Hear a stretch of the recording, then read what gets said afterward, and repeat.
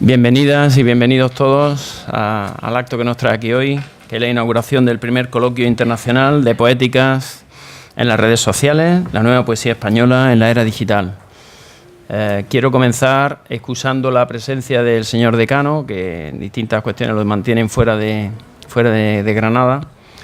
Y bueno, entonces presidiré yo un poquito el acto. Mi nombre es Antonio Fernández Castillo, para los que no me conozcáis, soy el vicedecano de Extensión Universitaria.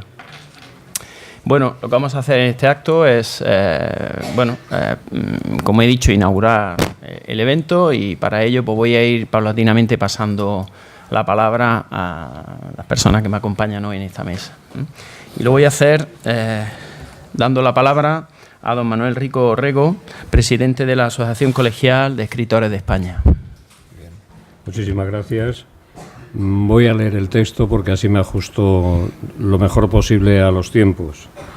Muy buenos días a todas y a todos. Quiero en primer lugar agradecer muy sinceramente a la Universidad de Granada su hospitalidad. Una vez más, desde que impulsamos el proyecto UNACE para el siglo XXI, cerramos el año con un evento de relieve en esta sede universitaria. Vaya también mi más profunda gratitud hacia la Dirección General del Libro y de Fomento de la Lectura del Ministerio de Cultura y Deportes por su colaboración, y a la entidad de gestión de derechos Cedro por su apoyo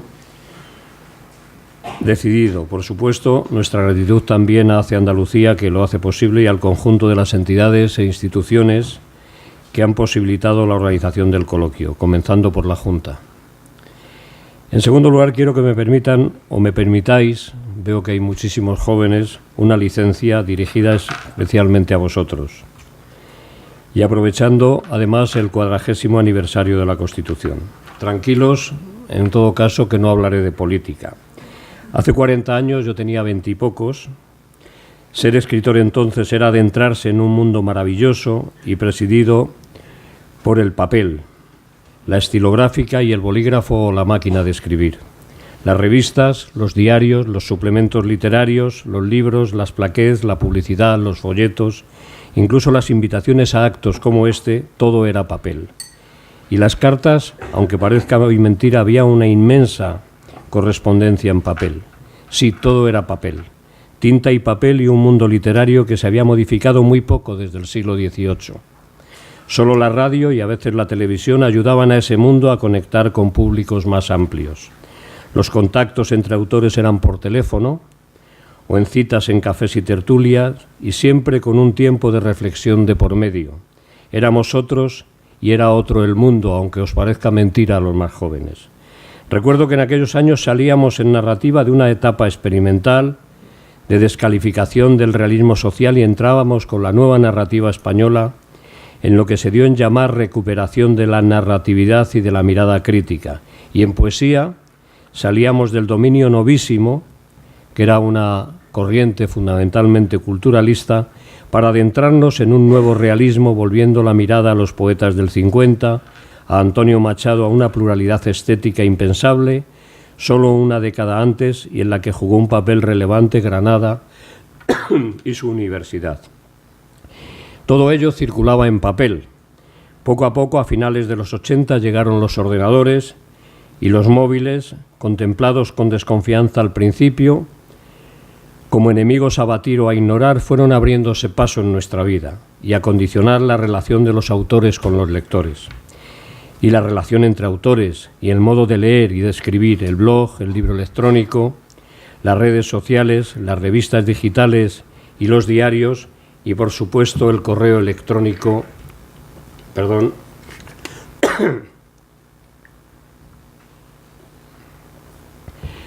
los emails, etcétera, etcétera. De manera gradual, aquel mundo de tertulias, invitaciones en papel, visitas al maestro o a la maestra, recuerdo las visitas a la Plaza de la Villa, a intercambiar impresiones con un autor como Luis Mateo Díez, y más atrás las visitas casi obligadas de los poetas anteriores a mí, a Vicente Aleixandre, en su exilio interior de Belintonia, fue en parte sustituido y en parte complementado por el llamado ciberespacio, hasta configurarse dos mundos literarios en paralelo e interrelacionados.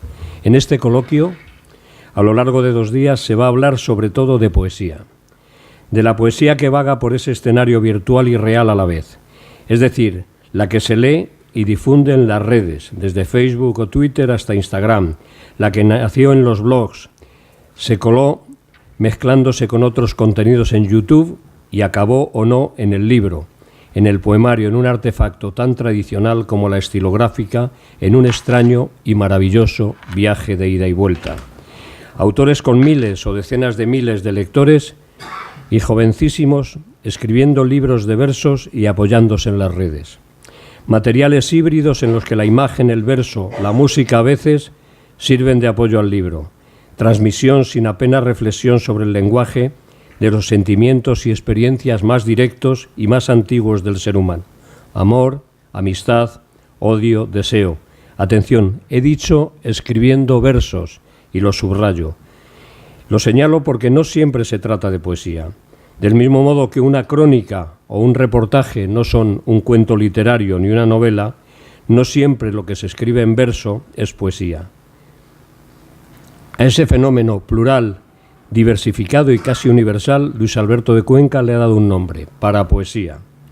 A mi juicio está en la frontera de la poesía: prepoesía, pseudopoesía, pospoesía, prefijos que nos sirven para definir este fenómeno que tuvo antecedentes en raperos, cantautores y otras fórmulas de comunicación con lectores y oyentes.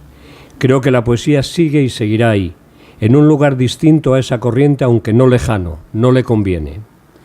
La necesitamos. Me refiero que necesitamos la poesía para adentrarnos en los enigmas de la vida y sus misterios, para reflexionar sobre los límites y servidumbres de una realidad injusta, para gozar del lenguaje y de su proteína, más allá de lo que nos ofrece una primera lectura, para vivir como lectores, digámoslo al modo de José Hierro, lo que ya vivió o no vivió el poeta, para saber de las angustias y contradicciones de un siglo cargado de amenazas. Crítica, reflexión, emociones, lenguaje, memoria íntima y colectiva, miedo, gozo, poesía necesaria. Termino con una alerta. No descalificamos lo que creemos que está en ese campo de la parapoesía, pero sepamos distinguir el lugar de la poesía con mayúsculas. En la cabeza de todos están los nombres cuya obra ha prevalecido por encima del tiempo gracias a esa misteriosa proteína, esa esencia extraña que vive en el lenguaje. Si no fuera así, ¿qué sentido hubiera tenido para la historia y para nuestra propia vida que Antonio Machado llegara a su sustancia llamando la palabra en el tiempo, o definiéndola como una honda palpitación del espíritu? Nos creemos que respondía y responde a una realidad del lenguaje la definición de Eliot cuando nos habla de la palabra poética como la intersección de lo intemporal con el tiempo. Preguntas sobre lo que hace que el poema nos emocione e inquiete. Todo eso vive en el poema que hoy buen número de escritores, muchos de ellos muy jóvenes, están escribiendo. Y viven los que se escribieron hace siglos y todavía respiran como si fueran hijos del tercer milenio. Palabra reveladora, conciencia crítica, misterio en lo cotidiano, memoria, poesía de hoy y de siempre. Muchas gracias y buen trabajo.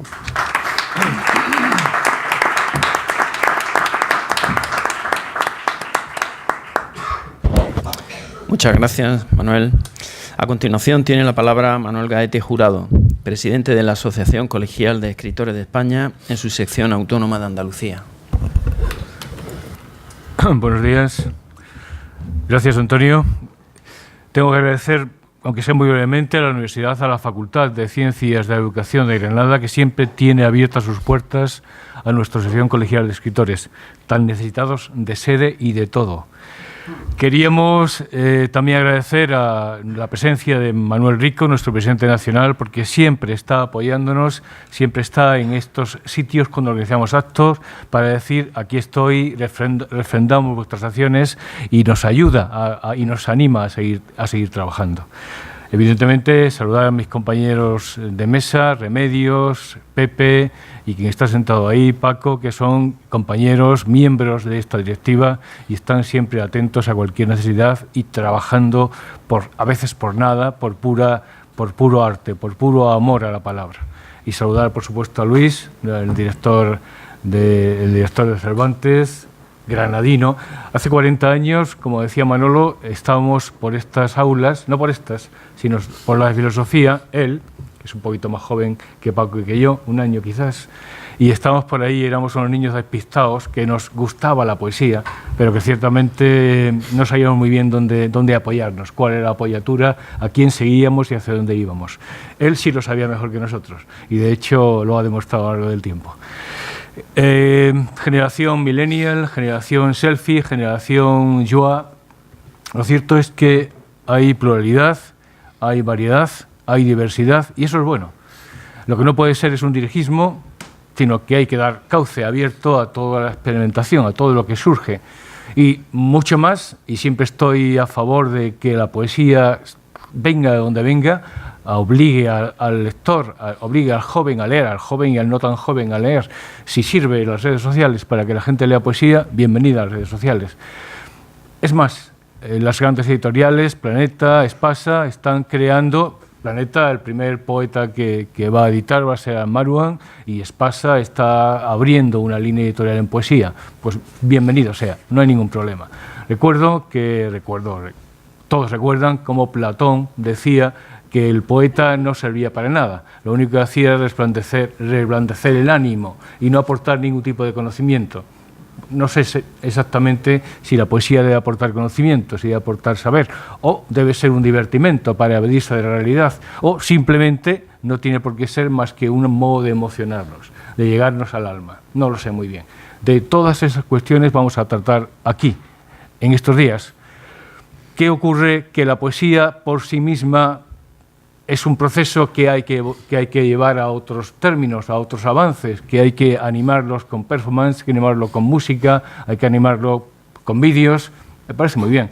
Todo esto está a la orden del día, es necesario, y cualquier modo de que la poesía llegue a más gente, llegue a todos vosotros y sea una forma de expresión de lo que sentimos, de lo que queremos y de lo que sabemos, nos parece absolutamente necesario. Por eso, este coloquio pretende eso precisamente, y pretende, sin beligerancia, como ya hemos declarado, sin ningún tipo de repulsa contra nadie, sino al contrario, alianzas, buscando interconexiones, haciendo que todo el mundo se sienta identificado con cualquier tipo de poesía. Lo importante es leer, lo importante es que nos unamos, lo importante es conseguir esa unidad que todos pretendemos, y a través de la poesía sí que estoy seguro de que todos, o de alguna manera u otra, alguna vez hemos llegado al corazón de otro, que es lo importante. Gracias y disfrutad.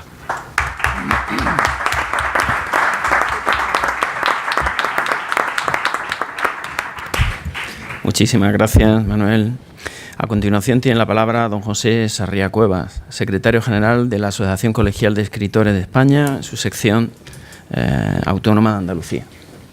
Gracias. Buenos días a todas y a todas. Reiterar, bueno, para no reincidir, reiterar los agradecimientos que ya se han hecho, y solamente agregar una cuestión que me preocupa, es que estamos siendo espectadores en primera persona de un cambio total de ciclo.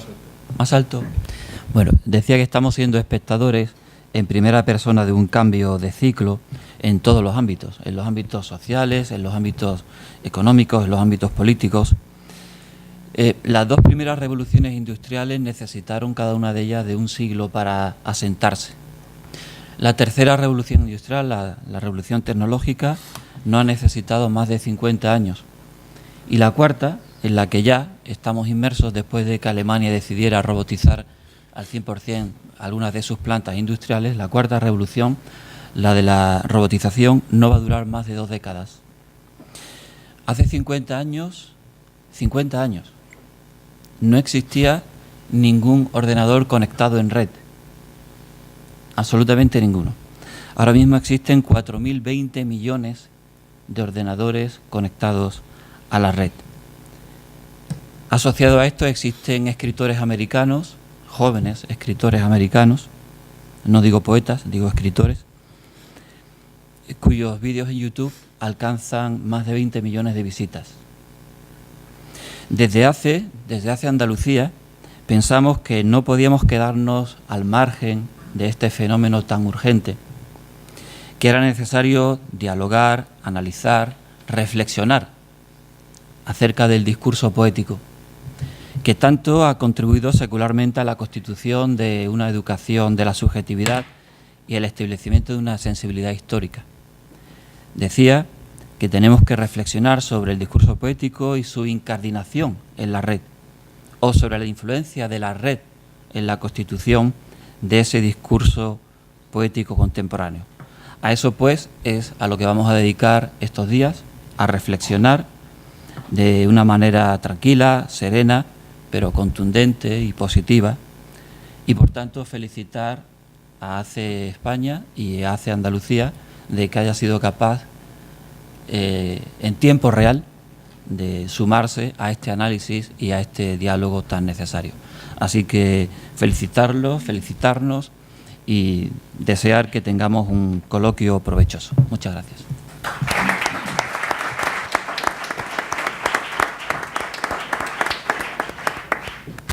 Bueno. ¿Me permite? Sí. Un momentito, solo para cubrir una omisión por mi parte en la lista de agradecimientos. No he citado a Luis García Montero, director del Instituto Cervantes, casi porque está uno acostumbrado en verlo en multitud de eventos, casi siempre como poeta o como catedrático. Entonces, bueno, pues sirva estas palabras para cubrir esa omisión. Bien. Bueno, muchísimas gracias, José. Y paso la palabra a Remedios Sánchez, organizadora y directora del coloquio. Bien, buenos días. Muchísimas gracias en primer lugar por estar aquí, en esta que es nuestra casa, la casa que compartimos.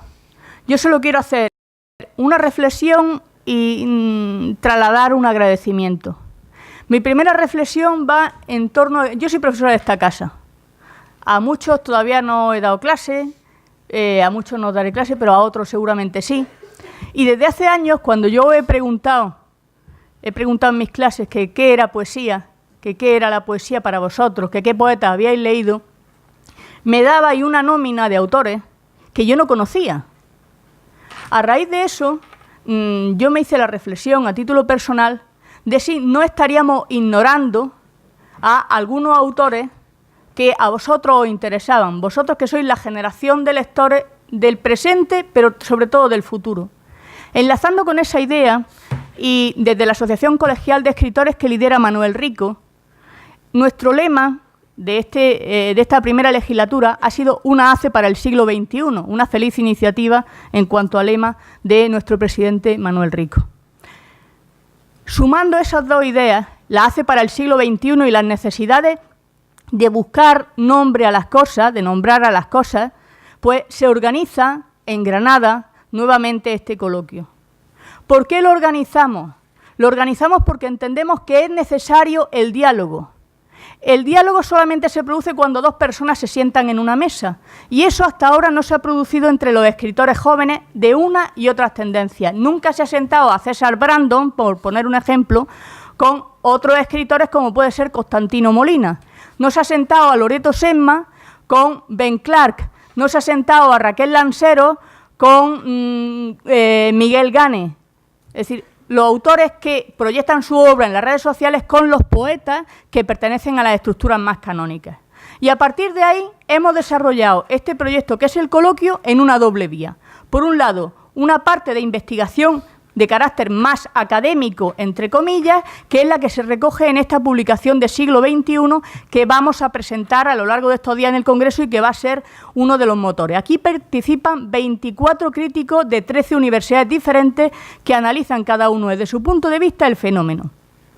Por otro lado, tenemos este coloquio para hablar, para que los protagonistas hablen. Y no me refiero solamente a los protagonistas que son los que escriben, los escritores, sino también los críticos, como por ejemplo Antonio Rivero Tarabillo, que da pie a este debate. Cuando en una mención de Facebook yo leí en un momento determinado algo que mucha gente pensaba, pero que nadie hasta ese momento había dicho. Y es que en una sección del periódico donde se hablaba de los libros de poesía más vendidos, según su criterio, no había ningún libro de poesía. Bien, aprovechemos la oportunidad para debatir esto y que sirva de reflexión para que los escritores, la Asociación Colegial de Escritores, para que se constate que siempre se preocupa por los intereses de la literatura española en todos sus géneros. Y dicho esto, va mi parte de agradecimiento. En primer lugar, a la Asociación Colegial de Escritores y a su presidente, Manuel Rico, por favorecer que este coloquio se celebre en Granada, donde han sucedido tantas cosas importantes para la poesía española. En segundo lugar, a la Asociación Colegial en su sección autónoma, que se ha esforzado porque pudiéramos conseguir los medios suficientes para poder desarrollarlo. Y en tercer lugar, a mis compañeros de facultad, a los que han hecho posible que hoy dejéis el área específica en la que estuvierais trabajando para escuchar hablar de poesía a algunos de los referentes principales de la literatura en España. Y me voy a referir a Luis García Montero, que fue profesor mío y yo lo llevo muy a gala, ahora director de Cervantes para satisfacción de muchos, entre las que me encuentro, y luego a personas a las que admiro y respeto profundamente, como Francisco Morales Lomas, querido compañero y colega en las lides literarias, y a Antonio Rivero Tarabillo, a quien tenía muchísimo interés en conocer porque lo he leído a lo largo de muchos años. Y en última instancia quiero daros las gracias a vosotros. Quiero daros las gracias a vosotros porque nos habéis abierto los ojos sobre que tal vez la literatura no es solamente aquello que nosotros estábamos viendo. Tal vez tenemos que tener otras perspectivas porque el futuro y la palabra, sea en papel o sea digital, al final va a depender mucho de quién la lea, del lector. Y eso vais a ser vosotros. La crítica no puede ponerse una anteojera e ignorar aquello que está sucediendo. Y desde la Asociación Colegial de Escritores de España y desde la Universidad de Granada, en cuya facultad de Educación generosamente siempre desarrollamos nuestras actividades, quieren estar a la vanguardia de lo que está sucediendo. Por lo tanto, muchas gracias a todos por estar presentes en este coloquio y nos iremos viendo en las distintas sesiones que se van a ir celebrando a lo largo de estos días.